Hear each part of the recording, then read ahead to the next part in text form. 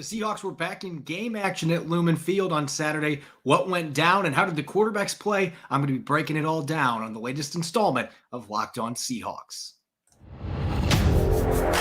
You are Locked On Seahawks, your daily Seattle Seahawks podcast. Part of the Locked On Podcast Network, your team every day.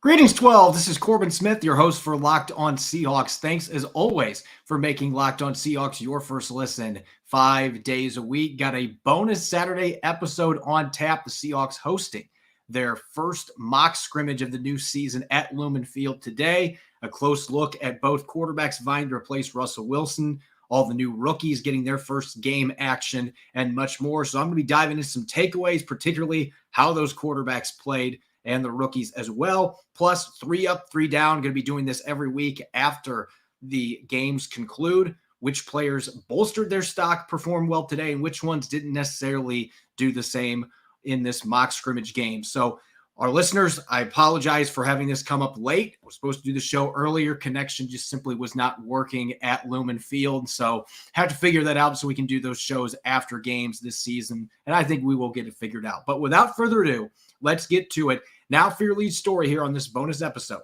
of Locked On Seahawks. The Seahawks were back on the game field for the first time this season on Saturday, hosting their first mock scrimmage at Lumen Field. And this is a great opportunity to see a number of newcomers, the rookies coming in, their first action in game situations, and of course, Drew Lock versus Geno Smith. And that's going to be the million-dollar question here over the next few weeks. Who is going to emerge as the starting quarterback for the Seattle Seahawks? All eyes were on Lock and Smith today. And number 2, this is the first time that Drew Lock has really been able to close the gap on Geno Smith, maybe even make this an even race after today. He was that impressive. Looking at the stat line, Drew Lock completed 19 out of 27 pass attempts, 185 yards, had a touchdown pass to Cody Thompson.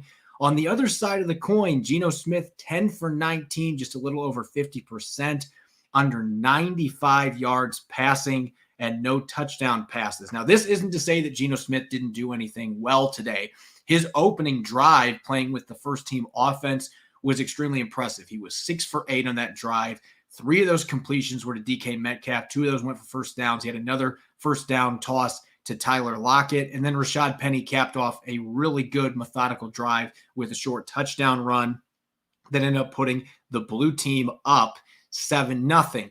But after that point, things were a bit more shaky for him. On his second drive, he did lead the offense down and had him in position to score a touchdown. And unfortunately, a couple of bad reads nearly got intercepted by Tariq Woolen, and they had to settle for a Jason Myers field goal. And that was with the 2s around him, the second team. And that's how they handled today's scrimmage. They had their first quarterback on the depth chart, Geno Smith, play with the 1s and the 2s. And then they were flip-flopping which defenses they were against. So when he was with the 1s, he was going against the second-team defense. And then when he was with the second-team offense, playing the starters, the perceived first-team defense. And so the quarterbacks each got 2 series in a row. Drew Lock then came out after that. And Lock was fantastic in his first 2 drives, led the Seahawks to touchdowns on both of them, started off 10 for 10 in today's mock scrimmage. Now, I'll get to this a bit later, but the 10th completion certainly had some good luck bestowed on him. But really, I was impressed by everything I saw from Drew Lock today. He was playing with poise. He was moving well in and out of the pocket. He extended a few plays as a scrambler to throw, also tucked and ran a few times in a few designed runs. He was playing with confidence. He had command of the offense. And maybe the thing that I was most impressed about, because this has kind of been the narrative surrounding Drew Lock his entire NFL career. He's a gunslinger, and he likes to take his shots downfield. Sometimes he takes risks when he doesn't need to. And today there were a few instances where you could tell he wanted to pull the trigger. There were some receivers running downfield, namely one play he had Tyler Lockett and DK Metcalf both screaming downfield on vertical routes. And he pump faked and decided, you know what?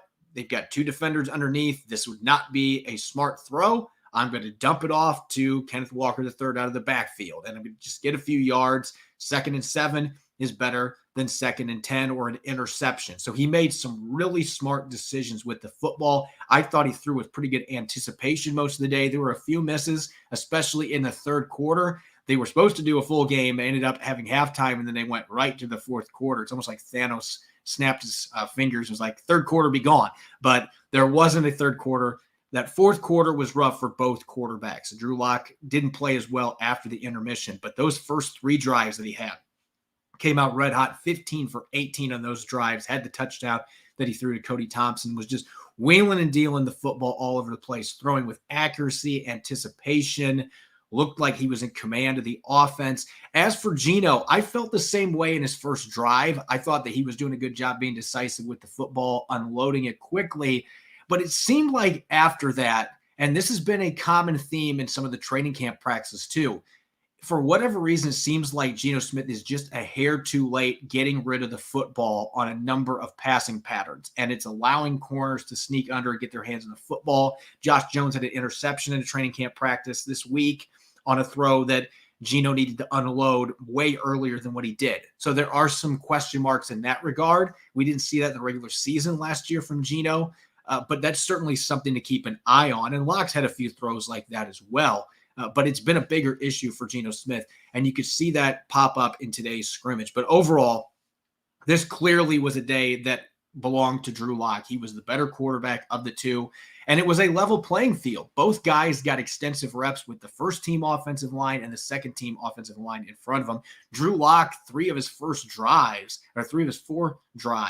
were against first-team defenders. And so this was the first time, really, all of training camp that he's got an opportunity to do that. He's mostly been playing against second and third stringers. And for him to go out there, and yeah, there were a few pieces missing. Jordan Brooks wasn't out there. That's a huge loss in the middle of the defense for the Seahawks. Sidney Jones had a great camp, and he's out with concussion symptoms, so he did not play in this game. There were some missing pieces, but Quandre Diggs and Jamal Adams were out there. Most of the defensive line was out there. Darrell Taylor was out there. Still some really good corners on the outside. And so for Drew Lock to go out and play the way that he did today, Pete Carroll was non-committal after the game about how reps are going to be divvied out from here. And the Seahawks are not going to disclose that. They've got a plan in place. But I don't see how coming out of this that Drew Lock is not getting more opportunities when they return to the practice field to take snaps with the first-team offensive line and get more snaps with DK Metcalf, Tyler Lockett, and the top receivers for the Seahawks. It feels like after today, he has absolutely earned that. And I think that Drew Lock has gotten progressively better as camp has gone on. The first 7 practices, he started off rough. The last few days hasn't been perfect, maybe hasn't even been great. There have been mistakes that have been made, but he is doing a better job getting the football out, making smart decisions, being accurate. You can see that the chemistry is building. So now Geno Smith's got to be the one that's got to pick it up. He's got to get back to what he was doing early in camp and really deliver consistently under center, because the Seahawks are counting on him with his experience in this offense and the experience playing with some of these players. You're expecting that he's going to complete more than 55, 56% of his passes. He was almost a 70% passer last season. And so he's going to have to figure this out, watch the film, see where things went wrong. And not all this was on Geno either. There were some things on offense that impacted his ability. He had pass rushing pressure on him a number of plays too. So that is going to contribute to the low completion rate. But certainly there were a number of throws that he was delayed getting the football out. And that has been an issue for the last week or so. It's been pretty prominent on the practice field.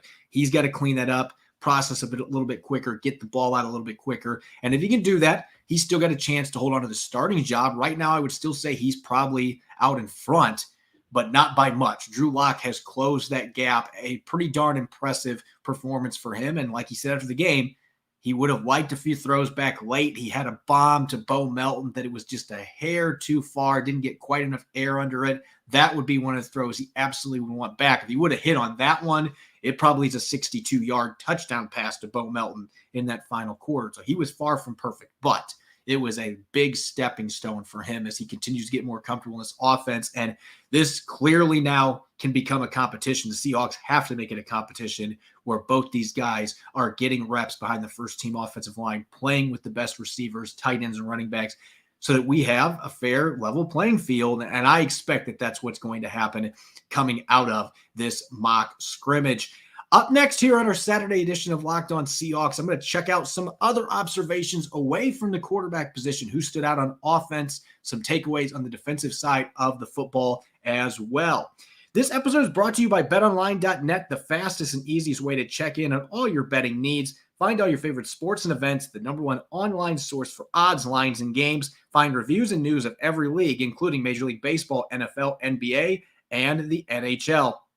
BetOnline continues to be the top online resource for all your sports wagering information, whether it's live in-game betting, scores, or podcast. They have you covered. Head to BetOnline today or use your mobile device to learn more about the action happening today. BetOnline, where the game starts. You're listening to the Locked On Seahawks podcast, Saturday edition. I'm your host, Corbin Smith. Thanks as always for making Locked On Seahawks your first listen 5 days a week. I greatly appreciate it. The Seahawks had their mock scrimmage game today at Lumen Field. The Navy team winning a somewhat low-scoring affair, 17-13, as the Seahawks posted on their social media. Got out with the victory. Didn't have to worry about that. But there were a lot of big plays today.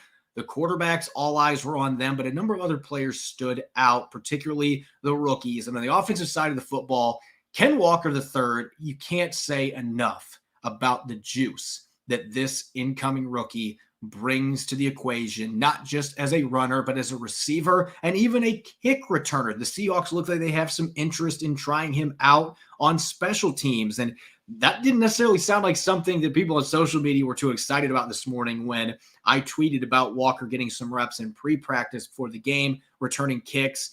But if he's not going to be the starting running back, which right now Rashad Penny looks like he is going to be the guy, he's going to be your feature back, then if you're looking for an upgrade at that position, Ken Walker III, with his explosiveness, even with his lack of experience, he hasn't returned to kick into games at his freshman year at Wake Forest, but this guy's got sub 4.4 speed, and he's got suddenness and quickness, change of direction skills galore. He could be an outstanding kick returner potentially for the Seahawks, so they're taking a look at him, but didn't necessarily have great numbers on the ground today. None of Seattle's running backs finished with more than 20 rushing yards today, and none of them finished with better than a 3.8 yards per carry average. So wasn't like it was Wednesday where they were picking up big chunks of yardage on the ground. It was hard to move the ball with the run game today. Still, there were several runs by Kenneth Walker III where he didn't have a lot to work with, and he really impressed. One in particular, the first scoring drive for Drew Lock. After he had marched him down the field, he hit DK Metcalf on a 25-yard seam route, a beautifully thrown football that was between the slot corner and an oncoming safety and coverage. Seattle's at the 4-yard line, and Ken Walker III at first looks like he's bottled up on an off-tackle run, but he sticks his cleats in the turf, bam, cuts outside, and then ends up jogging into the end zone. And you can just see the burst, the acceleration, the quickness. He has it all as a ball carrier. He caught 4 passes out of the backfield for 29 yards, had a couple first down receptions with those plays. You can see the after the catch capability that Michigan State and Wake Forest, for that matter, never used with him at the college level. So you couple the running ability with the underrated pass catching ability. Didn't get a chance today to see where he fits in with pass protection. That is still the one major question mark in his game. And at some point, with the pads now being out, we're going to see where he fits in that regard. That was a struggle for him at Michigan State. But if he can show he can do that on top of his rushing and receiving ability, he looks the part of an every down back, which is really good news when you're looking for insurance behind Rashad Penny, eventual starter in the backfield. Ken Walker III looks exactly to be just that. You couple in the special teams value on top of that potentially. He's going to play a big role for this team. Might not be a starter right away, but he's going to play a lot of snaps. And as I mentioned, the run game today, the numbers were not pretty. It was tough. And these scrimmages is really difficult because you can't bring guys to the ground. And even though offensive and defensive alignment are playing full throttle in these games, there's still some things that are not like Sunday contests that we're getting in the regular season. So you can't get a full evaluation. That being said, I wouldn't put too much stock in the rushing numbers in regard to trying to evaluate the offensive line, and I wouldn't misjudge the way that they played. I thought overall the first offensive line looked pretty solid most of the day. They did a good job protecting Geno Smith and Drew Lock, particularly Drew Lock. It seemed like all day he had really good protection in front of him. The second string offensive line wasn't quite as consistent in the pass pro, but I thought they did a little better job in the run blocking department. I still think there's a lot to be excited about with these offensive lines. There are going to be growing pains. There's no question about that, especially if you start a pair of rookies at the tackle positions in Charles Cross and Abraham Lucas. There are going to be some struggles in regular season games. You've got a new center in Austin Blythe that knows the system, but still, new center. Your guard positions you're feeling pretty darn good about, but there are some question marks. This is going to be a group that many are going to look at going into the season. They're near the bottom in almost every ranking, and you can understand with the lack of experience and the past track record why that's the case. But as Pete Carroll mentioned after the game, even without looking at the film, generally from what I could tell in the press box, both offensive line groups seemed to be doing pretty well, and they held up well in pass protection. The run blocking was solid, not great. Certainly didn't help the guys behind them, but it wasn't a disaster either. I thought the offensive line looked solid. They'll need them to take further steps in the preseason games, especially that first unit as they try to figure out who the 5 starters are going to be. But overall, a pretty pleased first effort from the offensive line for the most part. On the defensive side of the football, as I mentioned, for the most part with the offensive line, there's one reason why you could look at the pass protection and shake your head a little bit, and it's number 52, Darrell Taylor. He is just a different animal this year than what he was a year ago. Last year was really his rookie season. He missed his entire 2020 campaign trying to recover from leg surgery. Didn't play a single down. Last year came in kind of light, around 245, 250 pounds. I bet he's around 260 right now. And our listeners that have been to any of the training camp practices can attest to that. He just looks like a different dude out there. The personality seems different. He's getting fired up. He's jawing a bit more. He's gotten into a few altercations at practice.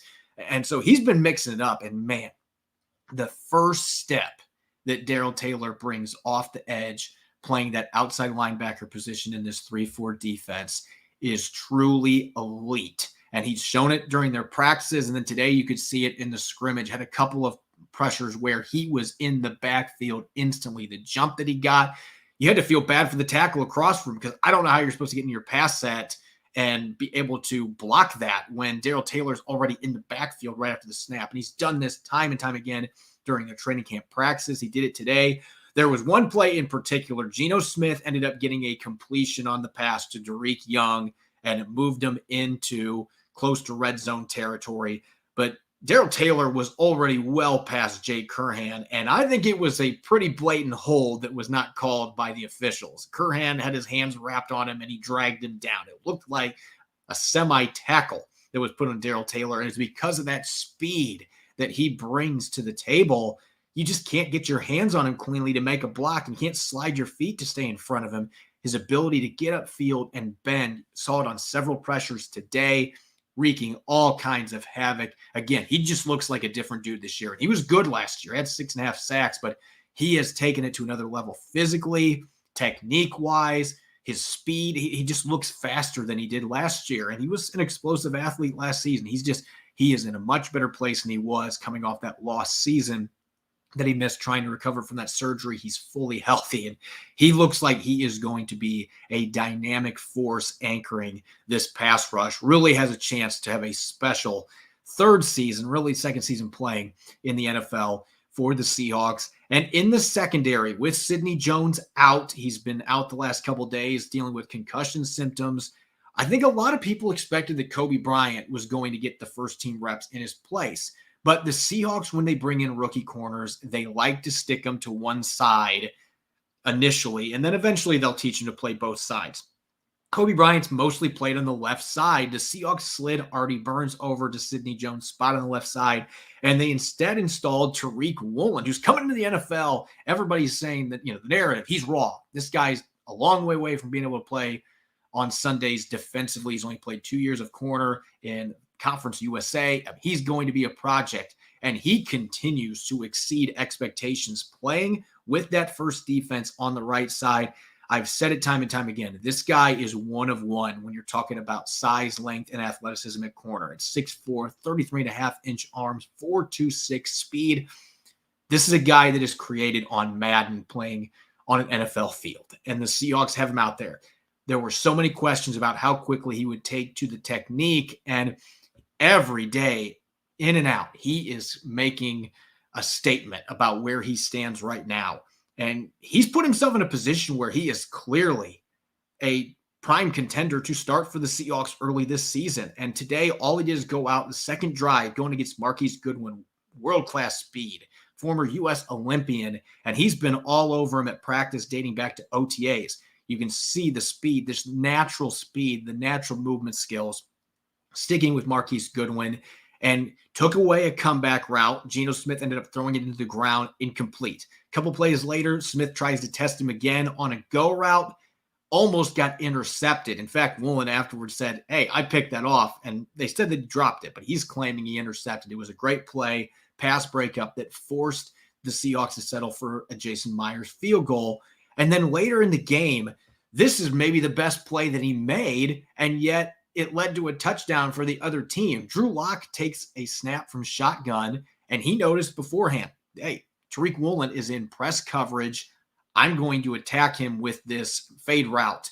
And he was going to Cody Thompson. He thought he had him, and Woolen made up ground, recovered, was in perfect position, got his long arms up while shielding the receiver legally, got his hands on the football, and he thought he had a pass breakup, but the ball got knocked straight up in the air. And by the time Woolen turns around, he sees that Cody Thompson is sprawled out on the turf, hands extended, and he has the football in his hands. He caught the deflected pass after it popped up in the air, dove for it, and scored 6 points. And so sometimes it's just better to be lucky than good. And that was certainly the case there. But Tariq Woolen did everything right on that play. The technique was there.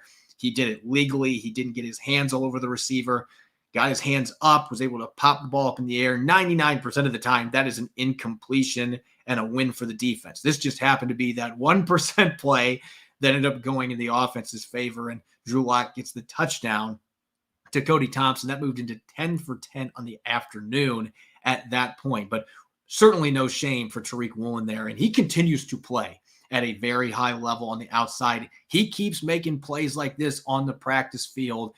About a week ago, this was, hey, Tariq Woolen is exceeding expectations. Maybe he'll be able to play sometime during his rookie season. Now the narrative is shifting. How do we keep this guy off the field? Sidney Jones and Artie Burns have played really well to this point. But if you've got a rookie with Tariq Woolen's skill set and his athleticism that is playing this well, and he's on a rookie deal, it's going to be really hard for Pete Carroll and Carl Scott and Sean Desai. They're going to have a really hard time not keeping this guy off the field. So the narrative just keeps shifting. It went from being a curiosity going into camp to, maybe he's going to be ahead of schedule to maybe Tariq Woolen can be a starter here. It's still early in camp. We'll see how he responds as camp progresses. We get into preseason games against other teams.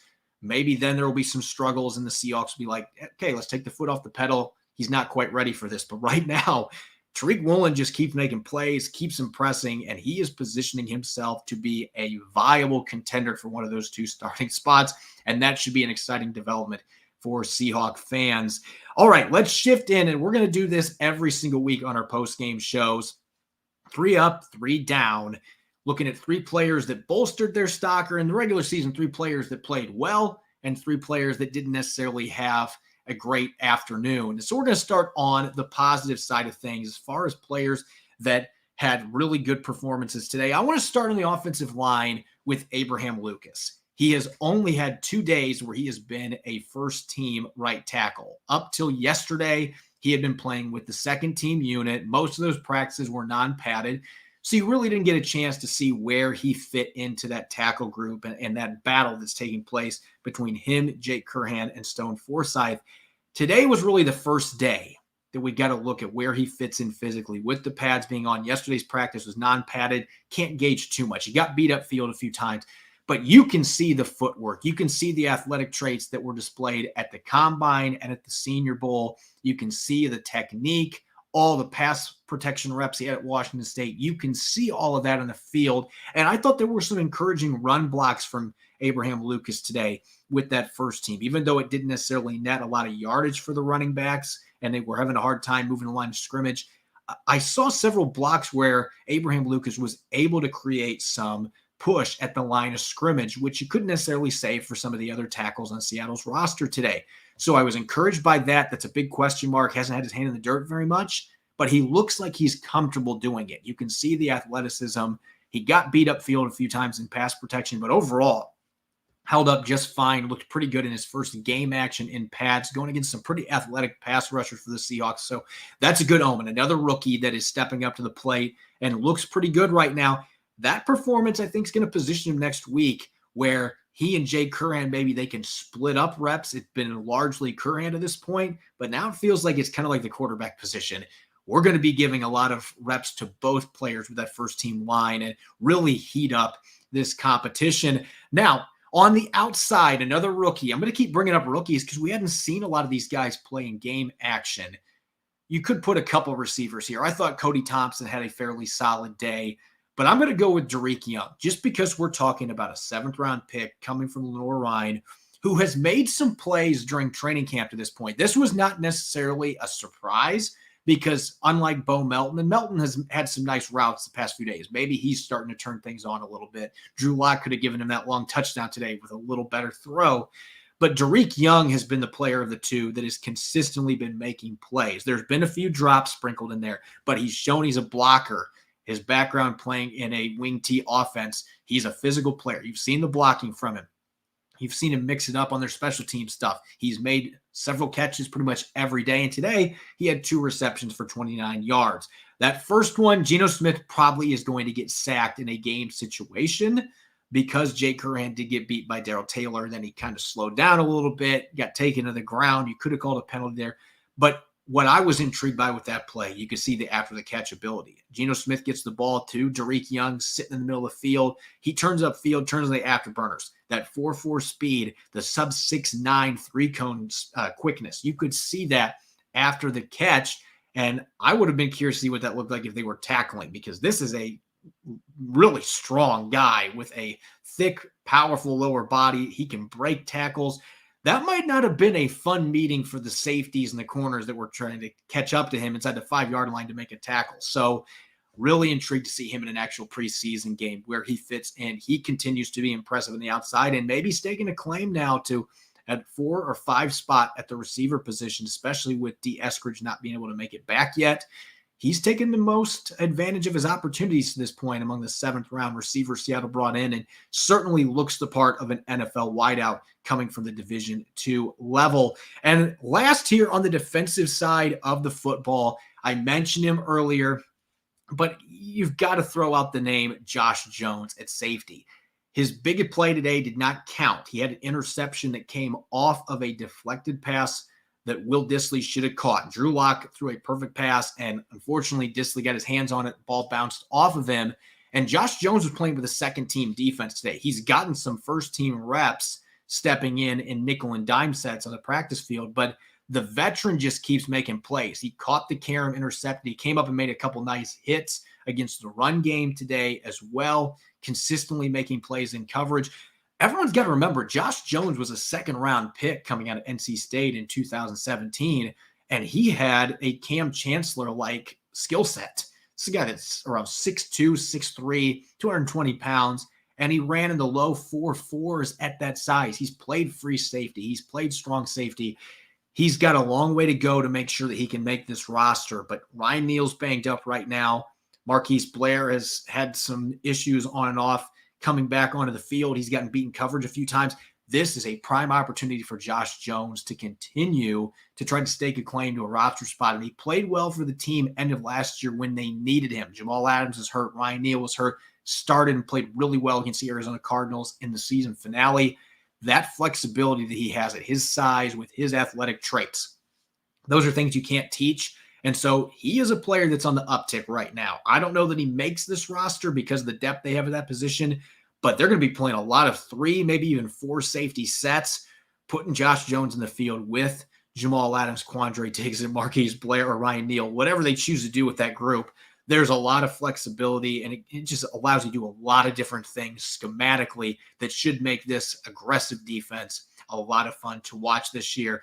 Now, on the other side of the equation, players that didn't necessarily help themselves in this mock game. I'm going to start at the quarterback position. I was going to try to avoid quarterbacks here because I already talked Geno Smith versus Drew Lock, but this was certainly a missed opportunity for Geno Smith in a competition that to this point hasn't really felt like a competition. It felt like that was coming, that Drew Lock was going to make a push here and make this interesting. But at this point, Geno Smith's got most of the first team reps. He started camp off hot, and yet today kind of emulated his camp, had a really promising first drive, completing a lot of quick passes. And then after that, wheels kind of fell off a little bit. He was 6 for 8 on that first drive. He only completed 4 of his last 11 passes in this mock game scrimmage. And most of them were just off target, not really drop issues. Had a couple that were probably throws he should have held onto the football that got broken up. Tariq Woolen almost intercepted him.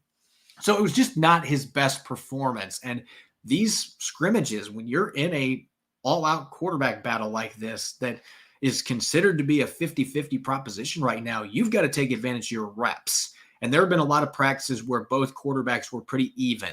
This was not one of them. Drew Lock had his best day, was slinging the ball over the place, throwing with accuracy, was decisive.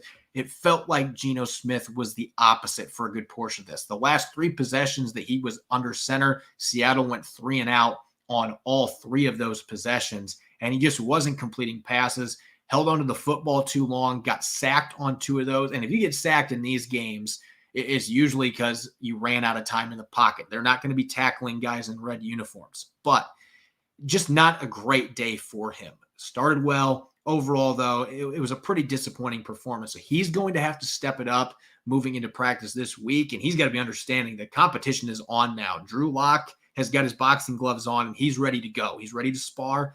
Is Geno Smith going to be ready to fight back? He's going to need to, because this was just not the performance he needed in this first mock scrimmage. And along the offensive line, Stone Forsythe did not play poorly today. I don't want our listeners to think that I'm calling him out saying that he struggled today. He gave up a few pressures, but the run blocking was not there. Anytime the Seahawks tried to run to the left side of the line when he was in, they just weren't getting much yardage. Running backs were either getting stuffed or having to try to bounce back. And the leverage issues for him at 6'8", they are still apparent. That is going to be a problem for him all the time, that he's going to have to battle guys getting underneath him. That is going to be problematic because this offense wants to run the football. Pass protection was fine, but it just feels like right now in that right tackle competition with what Abe Lucas showed today, what Jake Curhan has showed in an actual NFL game and regular season action last year, how well he's played most of training camp. This has been a 3-horse race, and Stone Forsythe is still going to get some opportunities here. But it really feels like now that this is truly Lucas versus Curhan, which a lot of people going into camp probably already viewed it that way anyway. But Forsythe is probably playing for a swing tackle position at this point. Maybe he still gets some first-team reps at right tackle, but Charles Cross is the guy on the left side, and it looks like it's Lucas versus Curhan. So not enough on the field today from him to think that this is still a 3-horse race, and maybe it still will be, but could have maybe gotten a little more out of today as far as Stone Forsythe is concerned. And in the secondary, kind of a similar situation. Artie Burns has been fantastic in training camp. His matchups against DK Metcalf have been must-see TV on the practice field. Get your popcorn ready. Those two, the intensity they both play with, the physicality, it's been a lot of fun. And Artie Burns is currently one of the starters. If the Seahawks had a game tomorrow, I think Artie Burns and Sidney Jones, if both are healthy, those are the guys that are going to be starting in that game. But there's not a game tomorrow, and we've still got a little over a month until the Seahawks are playing the Denver Broncos. So there's a thin margin of error for a player like Artie Burns, and got a couple of penalties today where he got too handsy, got defensive pass interference calls against him, and had some issues with players creating separation against him.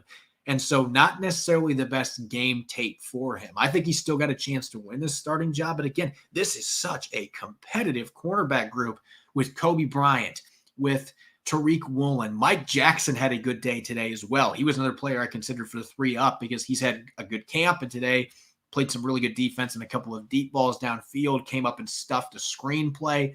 He continues to quietly enjoy a pretty solid training camp in his own right.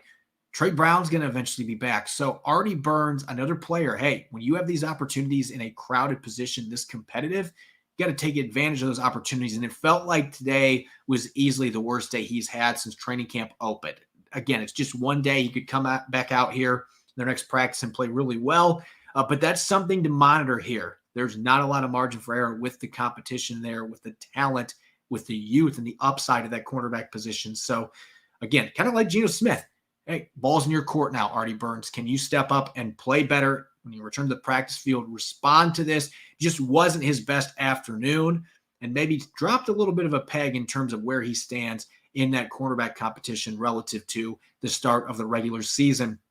As always, you can follow me on Twitter at Corbin Smith NFL. Make sure to check out the Locked On Seahawks podcast on Apple Podcasts, Google Podcasts, Spotify, and we're streaming 5 days a week on YouTube. Coming up on our Monday episode, I'll have a special guest host that will be joining me, and it's a bit of a roster reset. We're 2 weeks into training camp, going to be making our latest 53-man roster projections on offense and defense. You won't want to miss it. Enjoy the rest of your weekend. Thanks for listening. Go Hawks.